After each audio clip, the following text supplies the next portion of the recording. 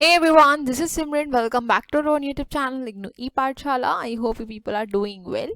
So आज के इस पर्टिकुलर वीडियो में हम अपनी यूनिट 10 को कंटिन्यू करेंगे और आज हम डिस्कस करेंगे other forms of lease financing, that is आपका direct lease, sales and lease back and leverage lease के बारे में डिस्कस करेंगे. इससे पहले ऑलरेडी मैं आपको लीज फाइनेंसिंग के ऊपर इंट्रोडक्टरी वीडियो प्रोवाइड कर चुकी हूँ, तो अगर आप में से किसी ने उस वीडियो को नहीं देखा उस वीडियो को ज़रूर देख लीजिएगा. लिंक आपको यहाँ पे आई बटन में शेयर कर दूंगी. और अगर आप मेरे चैनल पर न्यू हैं तो मेरे चैनल को सब्सक्राइब करना मत भूलिएगा. बेल आइकन को भी जरूर प्रेस कर दीजिएगा ताकि मैं जब भी वीडियोस का अपलोड करूं उसका नोटिफिकेशन आपके पास जरूर जाए. तो चलिए बिना किसी देर के अपने सेशन को स्टार्ट करते हैं और आज हम डिस्कस करेंगे other forms of lease financing. सबसे पहले बात कर लेते हैं डायरेक्ट लीजिंग के बारे में. तो डायरेक्ट लीज हमारा एक सिंपल फॉर्म का लीज एग्रीमेंट होता है जिसके अंदर आपकी दो पार्टीज इन्वॉल्व होती हैं. एक होता है आपका लेसर और दूसरा होता है आपका Lesi.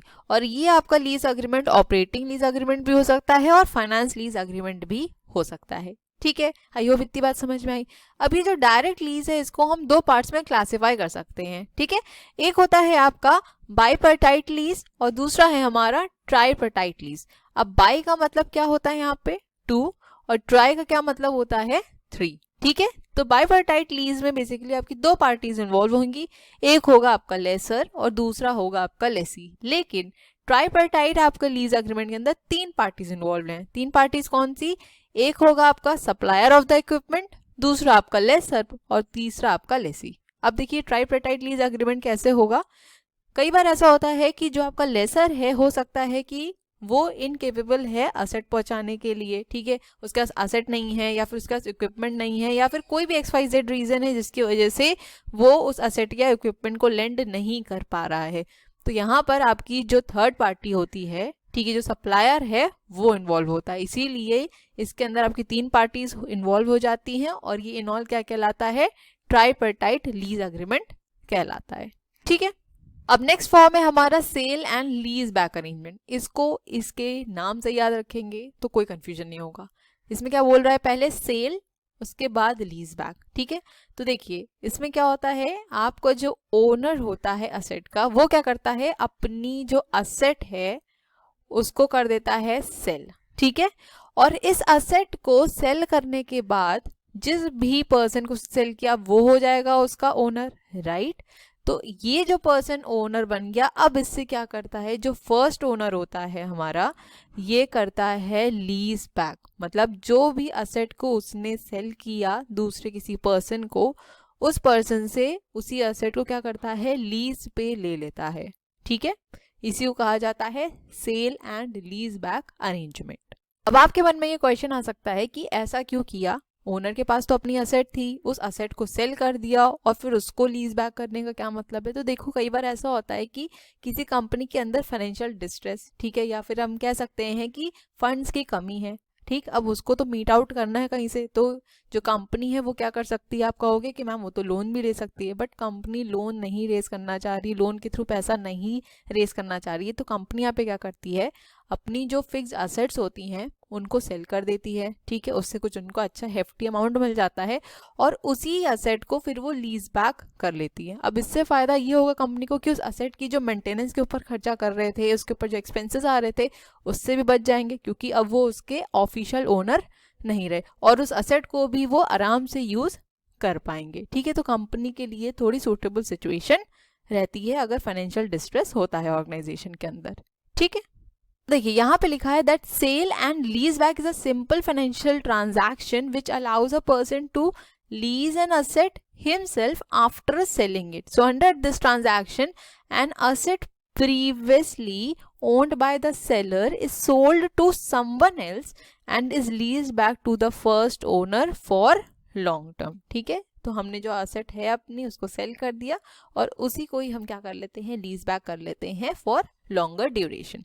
So the transaction thus allow a person to be able to use the asset and not own it. क्योंकि आप अगर असेट को ओन कर रहे हो तो जो भी एक्सपेंसेस आ रहे हैं वो आपको ही बियर करने पड़ेंगे. ठीक है, so one usually makes a lease back transaction for high value fixed assets such as your real estates and goods like airplanes and trains. तो इस टाइप की जो आपकी फिक्स्ड असेट्स होती हैं उसमें generally sale and lease back arrangement देखने को मिलता है. ठीक है, एक एग्जाम्पल देख लेते हैं।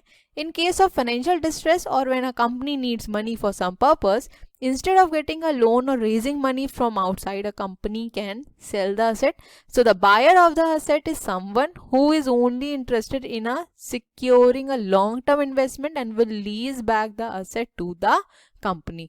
So this way the company gets the cash influx and will still be able to use the asset. क्योंकि हमने जब अपनी asset को sell कर दिया, उससे obvious सी बात है कि आपको एक अच्छा amount मिल गया, तो कंपनी के पास यहाँ पे फंड्स भी अरेंज हो गए और उस फंड्स के थ्रू क्या कर लिया, हमने लीज बैक भी कर लिया, तो हम उस असेट को क्या कर रहे हैं, यूज भी कर पा रहे हैं। तो कंपनी के लिए दोनों ही एक फेवरेबल सिचुएशन हो जाती है। ठीक है, देखिए अगर आप इस चार्ट से भी इसको समझना चाहें तो यहाँ पे क्या लिखा है, first owner becomes the tenant. ठीक है, क्योंकि ये जो हमारा फर्स्ट ओनर था इसने क्या किया, असेट को सेल कर दिया। ठीक, तो अब ये बन गया टेनेंट। जिसको सेल किया वो क्या है, second owner becomes the landlord. यहाँ पर डी नहीं था। ठीक है, तो ये कौन बन जाएगा, हमारा लैंडलॉर्ड बन जाएगा। ठीक, अब जब हमने असेट को सेल किया तो जो हमारा अब नया ओनर है वो हमें क्या बदले में देगा, कैश दे देगा। ठीक है, जब कैश मिल गया, अब जो फर्स्ट ओनर था जिसके पास पहले असेट थी वो क्या करेगा, अब यहाँ पर लीज पे ले लेगा, किससे, असेट पर्टिकुलर सेकेंड ओनर से, और उनको बदले में क्या देगा, उसका एनुअल रेंट पे करेगा। ठीक है, आई होप क्लियर हो गया होगा ये। अब नेक्स्ट फॉर्म है लीज का हमारा, leverage leasing. So leverage lease refers to a lease agreement wherein the lessor acquires an asset partially financed by the financial institutions and lease out the same to the lessee for the agreed lease payment. तो यहाँ पे क्या होता है, जो आपका laser होता है वो असेट को पार्शली फाइनेंस करवाता है फाइनेंशियल इंस्टीट्यूशन से, और जितना पार्ट उसने फाइनेंस करवाया होता है यहाँ पे वो उतने पार्ट को क्या करता है, लेसी को आगे लीज अग्रीमेंट पे दे देता है। ठीक है, अब जो लेसी है उसको यहाँ पे क्या पे करना होगा, रेंट पे करना होगा। ठीक है, तो ये जो रेंट पे किया जाता है ये डायरेक्टली लेसर के एस्क्रो अकाउंट में गया जाता है। एस्क्रो अकाउंट क्या होता है, जो फाइनेंशियल इंस्टीट्यूशन है जहाँ से असेट यहाँ पे लोन पे लिया गया है या उसको पार्शियली फाइनेंस किया गया है, तो ये फाइनेंशियल इंस्टीट्यूशन के अंदर लेसर का एक एस्क्रो अकाउंट ओपन किया जाता है। ठीक है, तो जो लेसी है वो क्या करेगा, जो रेंट बनेगा वो सीधे एस्क्रो अकाउंट में ट्रांसफर कर देगा। तो जो फाइनेंशियल इंस्टीट्यूशंस हैं इसके बाद यहाँ पर जो भी वो लोन इंस्टॉलमेंट को यहाँ पर चार्ज कर रहे हैं, अब लोन इंस्टॉलमेंट क्या है यहाँ पे, प्रिंसिपल और उसके साथ इंटरेस्ट। ठीक है, उस अमाउंट के ऊपर यहाँ पे चार्ज किया जाएगा, और उसके बाद अगर कोई अमाउंट लेफ्ट ओवर होता है तो वो सीधे लेसर के अकाउंट में ट्रांसफर कर दिया जाएगा। ठीक है, आई होप थोड़ा बहुत यहाँ पे समझ में आया होगा कि लेवरेज लीजिंग क्या होती है। एक एग्जाम्पल देख लेते हैं जिससे आपको ये पूरा क्लियर हो जाए। ठीक है, देखिए ABC एक कंपनी है। अब ABC यहाँ पे है आपका लेसी। ठीक है, बहुत ध्यान सुनिएगा। ABC एक कंपनी है जिसको एक न्यू इक्विपमेंट की जरूरत है और उसका अमाउंट कितना है, $1 मिलियन। ठीक है, और यहाँ पे किस लिए जरूरत है कि रिसर्च पर्पस के लिए इनको जरूरत है 2 साल के लिए। ठीक है, अब 2 साल के लिए हमको किसी एक इक्विपमेंट की ज़रूरत है और जिसका अमाउंट है आपका $1 मिलियन। तो ABC कंपनी यहाँ पे कहती है कि हमको इतना ज़्यादा लॉन्ग टर्म के लिए तो चलानी नहीं कि 10-12 साल हमको इस इक्विपमेंट को यूज़ करना है, तो हम इसको परचेज नहीं करेंगे। इससे बेहतर है कि हम इस इक्विपमेंट को लीज पे ले लें। ठीक है, तो यहाँ पर जो आपकी XYZ कंपनी है, XYZ कंपनी यहाँ पे आपका है लेसर। ठीक है, अब XYZ जो कंपनी है इनको ये इक्विपमेंट परचेज करना था। ठीक है, इन्होंने पहले से एक माइंड मेकअप किया हुआ था कि हमको इसी टाइप की कुछ इक्विपमेंट परचेज करनी है। ठीक, तो अब जो XYZ कंपनी है इसके पास उतने फंड्स नहीं हैं कि वो डायरेक्टली इस इक्विपमेंट को परचेज कर सके। तो यहाँ पे जो XYZ कंपनी है इनके पास है $200,000। ठीक है, अब यहाँ पे हमारा जो अमाउंट है वो है $1 मिलियन का। तो बचा हुआ जो अमाउंट है दैट इज $800,000। इसको क्या कर लेंगे, हम फाइनेंशियल इंस्टीट्यूशन से फाइनेंस करवा देते हैं। ठीक है, मतलब XYZ जो कंपनी है वो फाइनेंशियल इंस्टीट्यूशन से इतना अमाउंट क्या करवा देती है, फाइनेंस करवा लेती है एट 7% इंटरेस्ट रेट।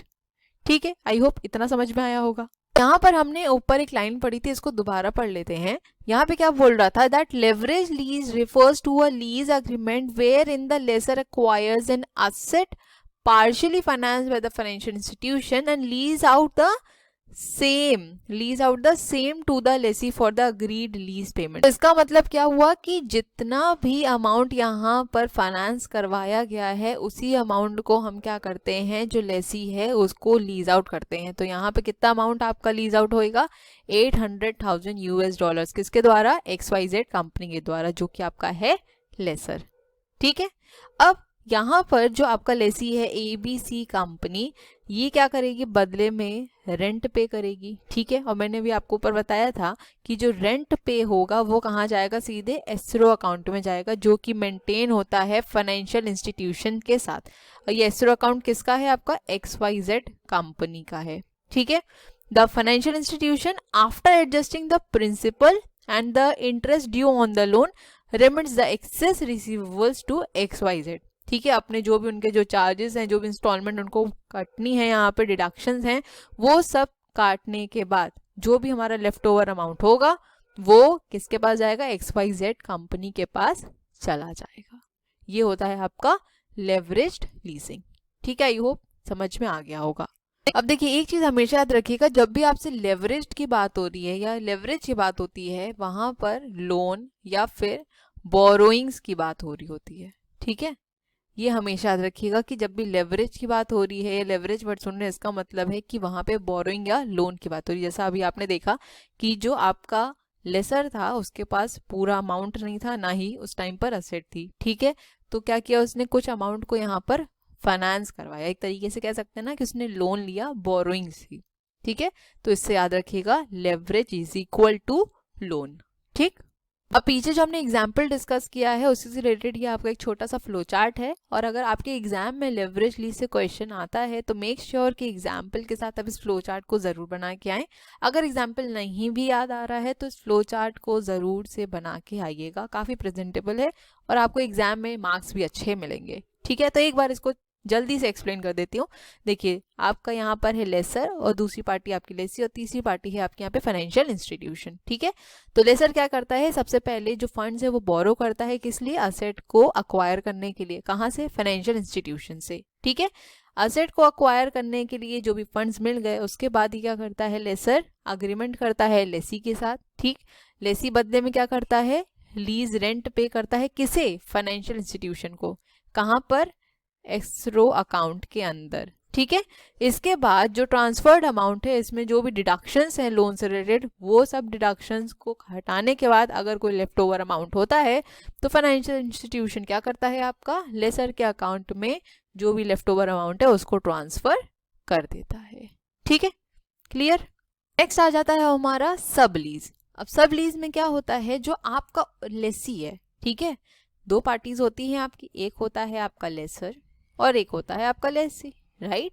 अब यहाँ पे क्या होता है, जो आपका लेसी है ये फर्दर क्या कर देता है, असेट को लीज पे दे देता है। कि ठीक है, किसको देता है, थर्ड पार्टी को यहाँ पर असेट लीज पे दे देता है। ठीक, तो ये क्या कहलाता है आपका sublease, a transaction in which the lease property is released. ठीक है, by the original lessee to the third party and he lease agreement between the two original parties remains the same. तो यहाँ पर simply क्या है, जो आपका लेसी है, लेसर नहीं लेसी है, वो क्या करता है, असेट को रिलीज कर देता है, किसे, थर्ड पार्टी को। यही क्या कहलाता है आपका सब लीज। ठीक, अब लास्ट है इसके अंदर हमारा सेकेंडरी लीज। अब सेकेंडरी लीज को समझने से पहले यहाँ पर जान लेते हैं कि प्राइमरी लीज क्या होती है। ठीक है, तब उसके बाद सेकेंडरी लीज प्रॉपरली समझ में आएगा कि क्या है। तो प्राइमरी लीज क्या होती है, आपका जो लेसर होता है वो रेंटल चार्जेस इस तरीके से यहाँ पर इम्पोज करता है कि जो भी असेट को उसने यहाँ पर लीज पे दिया है उसकी जो कॉस्ट है प्लस जो प्रॉफिट जनरेट होना है वो यहाँ पर ले लेता है। ठीक है, मतलब कि रेंटल चार्जेस इस तरीके से यहाँ पर इम्पोज किए जाते हैं कि जो असेट की कॉस्ट है और जो असेट से प्रॉफिट होने वाला है वो यहाँ पर पहले ही मिल जाए। ठीक, और सेकेंडरी लीज में फिर क्या होता है कि जो आपके नॉमिनल चार्जेस है या नॉमिनल जो रेंट है सिर्फ उसी को ही यहाँ पर इम्पोज किया जाता है। ठीक है, क्योंकि प्राइमरी लीज में ऑलरेडी हमने काफी यहाँ पर रेंटल चार्ज ले लिया होता है। ठीक है, so a second lease period during which the lessee will pay nominal rental in order to ensure that the lease period is long enough for lessee to gain maximum benefits from the lease। तो second lease आपका basically क्या होता है, जहां पर आपका जो लेसी है वो सिर्फ नॉमिनल रेंट पे करता है ताकि जो हमारा लीज पीरियड है उसका ड्यूरेशन बढ़ सके और उससे वो मैक्सिमम बेनिफिट उठा सके। ठीक है, मैंने आपको बताया कि प्राइमरी लीज क्या होती है, जहां पर जो मैक्सिमम रेंटल चार्जेस हैं उसको जो लेसर है वो अक्वायर करने की कोशिश करता है ताकि वो अपने असेट की कॉस्ट और प्रॉफिट को निकाल सके। और सेकेंडरी लीज में क्या होता है, सिर्फ नॉमिनल रेंट यहाँ पर लेसी पे करता है। ठीक है, आई होप क्लियर हो गया होगा। अब नेक्स्ट डिस्कस कर लेते हैं हम advantages and disadvantages of lease financing. अब देखिए, लीज फाइनेंसिंग के अंदर आपकी दो पार्टीज आती हैं, एक होता है आपका लेसर और दूसरा होता है लेसी। तो दोनों के ही पर्सपेक्टिव से पढ़ेंगे एडवांटेजेस एंड डिसएडवांटेजेस। आपकी बुक में इस तरीके से नहीं दिया है तो ट्राई करिएगा आप जिस तरीके से मैं आपको बता रही हूँ आप इसी तरीके से भी एग्जामिनेशन में लिख के आए, चाहे आपसे लेसर के पॉइंट ऑफ व्यू से पूछे चाहे आपको लेसी के पॉइंट ऑफ व्यू से पूछे। ठीक है, दूसरी चीज ये कि जितने भी पॉइंट्स यहाँ पे मैंने मेंशन किए हैं इनको आप एग्जामिनेशन में सेल्फ एक्सप्लेन जरूर करके आइएगा, ज्यादा नहीं, 2 to 3 लाइन ही काफ़ी होगा। ठीक है, क्योंकि एग्जामिनेशन में बी शीट नहीं मिल रही है, काफ़ी सेंटर्स में स्टूडेंट्स के मेरे पास यही रिव्यूज़ आए थे, तो आपको अपने आंसर्स को उसी हिसाब से वहाँ पे मैनेज करना होगा। ठीक है, सबसे पहले देख लेते हैं कि लेसर को कैसे लीज फाइनेंसिंग यहाँ पे एडवांटेज पहुँचाती है। ठीक है, तो सबसे पहला है यहाँ पर आपका हायर प्रॉफिट्स। हमने अपनी असेट को अगर लीज पे दिया है तो ऑब्वियस सी बात है कि हम उससे कमा रहे हैं, तो यहाँ पे आपके प्रॉफिट्स इंक्रीज होंगे, टैक्स में बेनिफिट भी प्रोवाइड होगा लेसर को। ठीक है, जो रिटर्न्स हैं वो भी आपको जल्दी मिल पाएंगे, आपकी सेल्स इंक्रीज करेगी और यहाँ पर जो आपकी ओनरशिप है वो भी आप इजीली प्रिजर्व रख सकते हैं। आपको क्या करना है, सिर्फ असेट को ट्रांसफर करना है, लेकिन ओनरशिप तो सिर्फ इसके पास रहेगी, लेसर के पास रहेगी। ठीक है, अब देख लेते हैं कि लेसी के पॉइंट ऑफ व्यू से लीज फाइनेंसिंग कैसे एडवांटेज है। तो सबसे पहला पॉइंट है आपका avoidance of initial cash outlay, क्योंकि अगर हमने असेट को परचेज किया हुआ था तो आपको काफी अमाउंट यहाँ पे लगाना पड़ता, फंड्स की बहुत ज्यादा जरूरत पड़ती, लेकिन यहाँ पे हम सिंपली क्या कर सकते हैं, असेट को लीज पे ले सकते हैं, भले हम उसको ओन नहीं कर रहे बट हम उसको आराम से यूज कर सकते हैं। तो इनिशियल आउटले जो है कैश का वो आप इसको यहाँ पे रोक सकते हैं। ठीक, नेक्स्ट पॉइंट है आपका मिनिमम डीले। अब आप असेट के लिए यहाँ पे पहले फंड्स इकट्ठा करेंगे, तब आप वहाँ पे फिर असेट को परचेज करेंगे। ठीक है, इन सब में टाइम लगता है। लीजिंग में क्या है, सिंपली यहाँ पर आपने जो लीज रेंट है वो पे करना है और असेट आपको मिल जाएगी। ठीक है, तो डीले यहाँ पर नहीं होगा। ओके, नेक्स्ट पॉइंट है आपका shifting of risk of obsolescence. अब जब लेसी यहाँ पर असेट को ओन नहीं कर रहा है तो मैंने आपको बताया है कि जो भी असेट को ओन करेगा सारे एक्सपेंसेस उसी को बियर करने पड़ेंगे, तो यहाँ पर एक्सपेंसेस कौन बियर करेगा, आपका लेसर। ठीक है, तो रिस्क लेसी का नहीं है, किसका है, लेसर का है। ठीक है,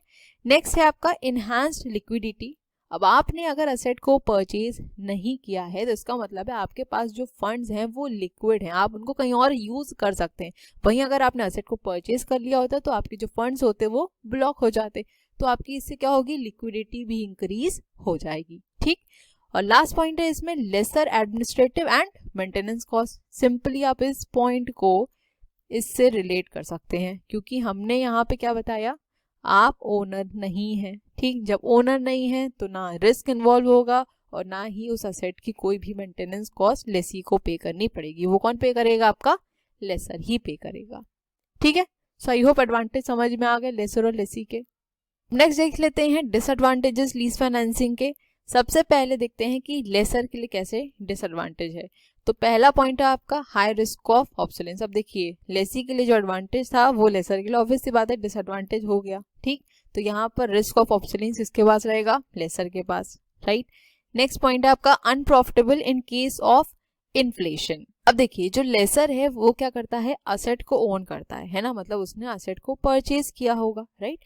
अब जब इन्फ्लेशन का टाइम है तो ऑब्वियस सी बात है कि जो आपको असेट परचेज की होगी आपने उसके लिए ज्यादा पे किया होगा। ठीक है, अब असेट जो हमको एक कम रेट पे मिल सकती थी लेसर को, उसके लिए उसको ज्यादा पे करना पड़ा और फिर वो लेसी को देगा, तो लेसी तो एक जो चार्जेस होते हैं वही पे करेगा ना, तो कहीं ना कहीं लेसर के लिए अनप्रॉफिटेबल हो जाएगा अगर इन्फ्लेशन की कंडीशन है, क्योंकि उस टाइम पर असेट को परचेज करना काफ़ी रिस्की है और जो असेट है वो काफ़ी कॉस्टली भी मिलेगी। ठीक है, नेक्स्ट पॉइंट है आपका increase cost due to loss of user benefit. अब यहाँ पर जो असेट है उसको कौन यूज कर रहा है, आपका लेसी यूज कर रहा है। ठीक है, तो ऑब्वियस सी बात है उसके ऊपर जो कॉस्ट इन्वॉल्व हो रही है वो कौन यहाँ पर बियर कर रहा है, आपका लेसर बियर कर रहा है। ठीक है, क्योंकि अब लेसी किस तरीके से असेट को यूज कर रहा है, कितना डेप्रिशिएट हो रही है असेट, यहाँ पे उसकी वजह से क्या होगा, जो लेसर है उसी को ही सारी कॉस्ट बियर करनी पड़ेगी। ठीक है, नेक्स्ट पॉइंट है आपका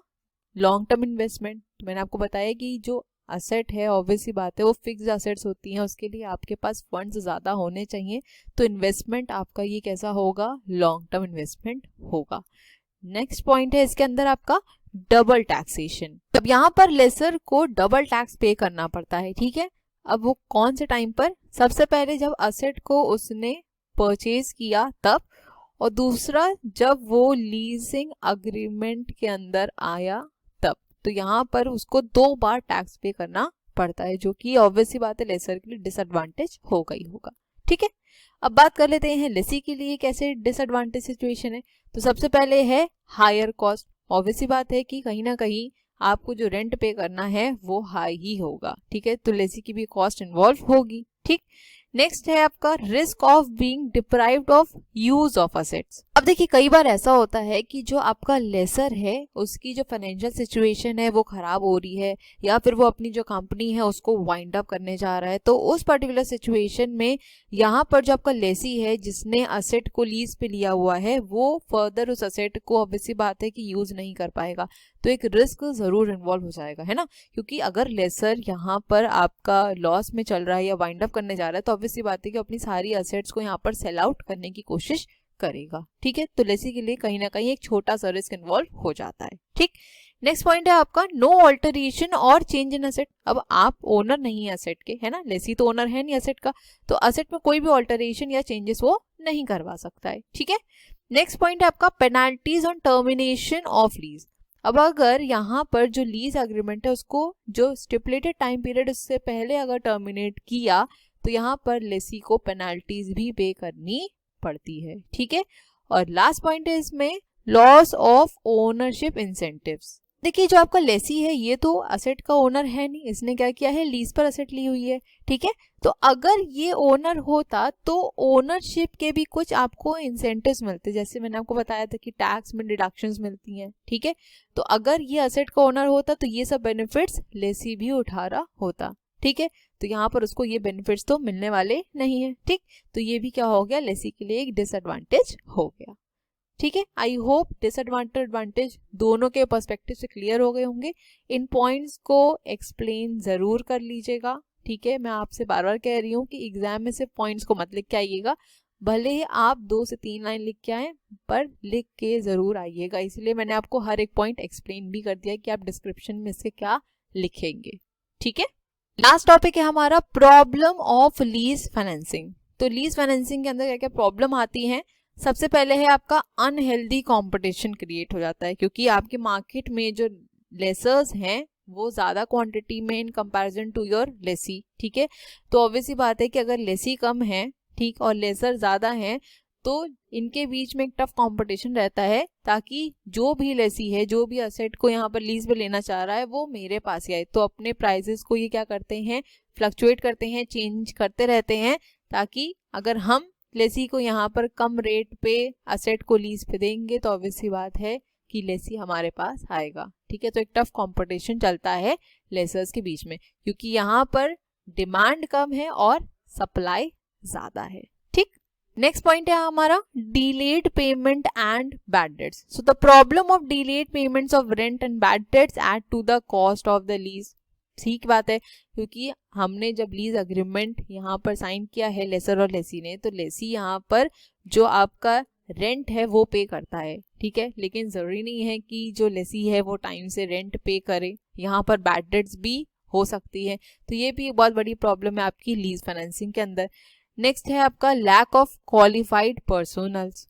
अब देखिए लीजिंग के अंदर आपको क्वालिफाइड पर्सनल्स की जरूरत क्यों होती है, क्योंकि यहाँ पे आपका जो अकाउंटिंग है, फाइनेंस है, या फिर हम कह रहे हैं जो लीगल डिसीजंस हैं वो आपको लेने की ज़रूरत होती है कि किसको आपको यहाँ पर लीज पर असेट देनी है, नहीं देनी है, ठीक है, उसका बैकग्राउंड क्या है, उसकी क्रेडिट वर्दिनेस क्या है, इन सब को एनालाइज करना बहुत ज़्यादा ज़रूरी है, राइट। तभी आप कोई एसेट को अपनी लीज पर दे पाएंगे, ठीक है। क्योंकि अगर पर्सन इतना कॉम्पिटेंट ही नहीं है कि असेट को लीज पे लेने के बाद वो आपको उसके रेंट पे कर पाए, तो ऑब्वियसली बात है आप उसको असेट अपनी लीज पे नहीं देंगे। क्योंकि लीज अग्रीमेंट ऐसा तो है नहीं कि कुछ 6 मंथ या 1 ईयर के लिए हो रहा है, लॉन्ग टर्म के लिए होता है, 10 ईयर्स 20 ईयर्स इस तरीके से, राइट। तो क्वालिफाइड पर्सनल्स की यहाँ पे ज़रूरत होती है, ठीक है।